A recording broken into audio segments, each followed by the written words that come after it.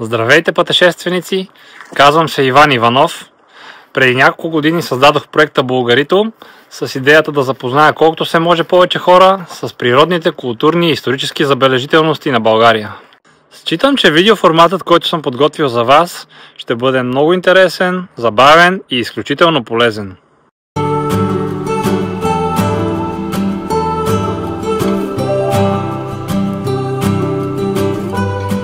Днес се намирам на една от емблематичните ЖП гари в Искърското дефиле, а именно гара Черепиш.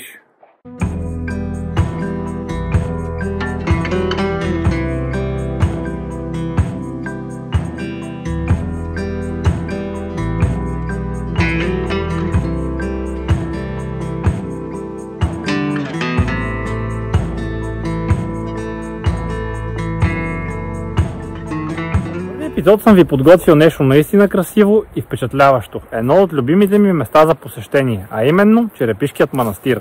Но преди да стигнем до него, имам изненада за вас. Последвайте ме!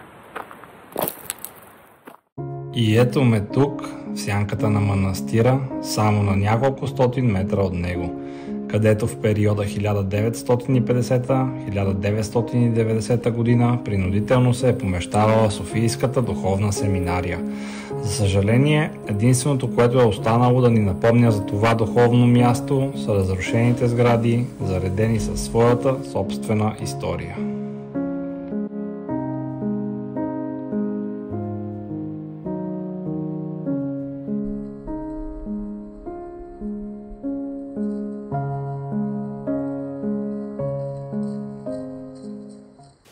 Семинарският храм Свети Климент Охридски е сградата, която се намира зад мен.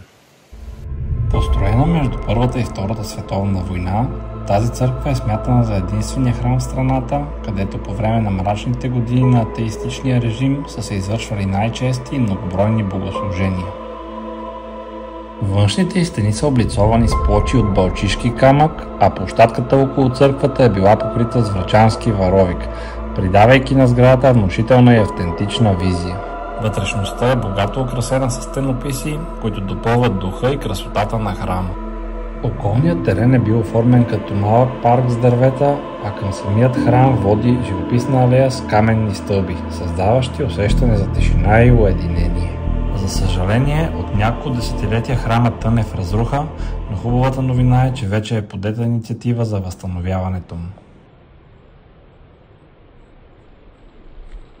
В центъра на парка е изградено красиво каменно аязмо, познато още като чешмата с лъската глава, от което някога е строяла прохладна вода, отоляваща жаждата на посетителите.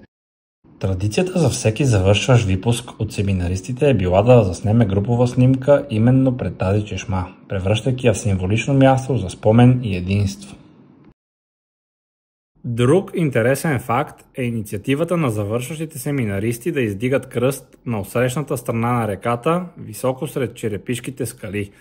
Този жест символизира тяхната вяра и отдаденост, оставяйки траен знак сред природата, който се вижда отдалеч и се вписва хармонично в околният пейзаж. Последната сграда, която искам да ви покажа, е пансионът на монасите. Тук са живели около 120 бъдещи свещеници. На първия етаж на сградата се е помещавала просторната трапезария, а горните етажи са били отделени за спални помещения. Черепишкият манастир и неземната красота около него са причина прочутият унгарски пътешественик Феликс Каниц да го определи като най-красивото място на земята. Затова ви предлагам, нека не губим повече време, а да проверим дали това наистина е така.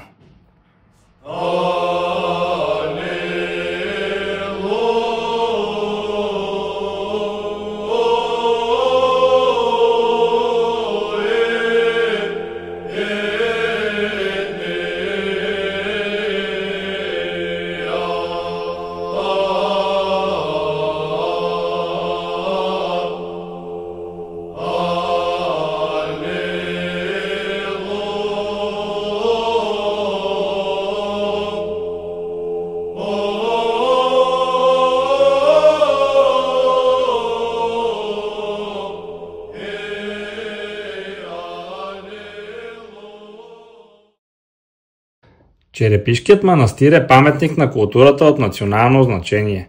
Намира се на около 85 км от град София, сгушен в живописните скали на Искърският пролом. Построен е по времето на управление на цар Иван Шишман, за което говори документ, съхраняван в Софийския църковен исторически и археологически музей.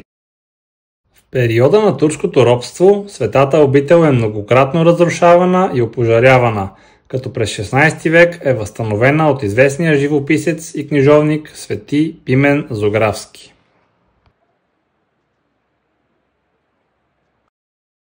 Едно от първите неща, които правят впечатление още при самото влизане в двора на манастира, е величествената двоетажна кула косница, в която се пазят част от останките на свещеници, служили в манастира, както и малък параклис, посветен на Йоан Кръстител.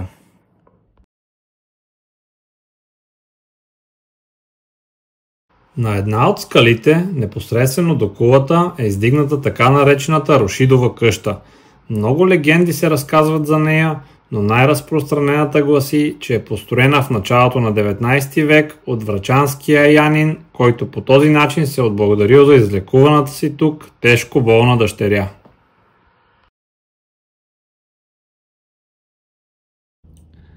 В борбите за национално и църковно самосъзнание Черепишкият манастир взема дейно участие. Векове наред в тихата манастирска обител се пише и преписва българска църковна литература. От манастира Успение Богородично произлизат някои от големите български литературни паметници, като Черепишкото Евангелие от 16 век с позлатен обков, изработен от чипровските майстори Никола и Пала и украсено с две рисувани евангелски сцени, както и Евангелието на Ермонах Данаил от 1616 година и Апостолът на книжовника Яков от 1630 година. Сред забележителностите на манастира са църквата, запазила своя вид от 1612 година, както и реставрираните днес владишка, училищна, приемна, Данаилова и складови сгради. Манастирът се свързва и с много видни българи, част от които са Иван Вазов, Алеко Константинов и Софроний Врачански. Именно тук Иван Вазов пише великолепният разказ "Една българка".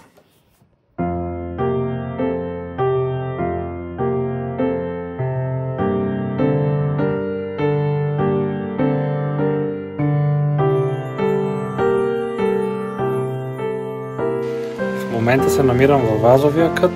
Тук е мястото, където дядо Вазов черпи вдъхновение за творбите си "Една българка" и "Дядо Йоцо гледа".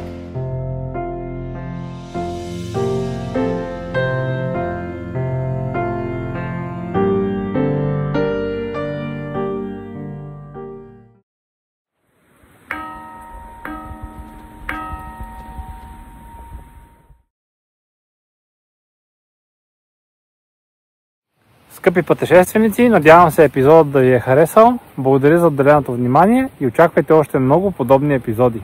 Довиждане!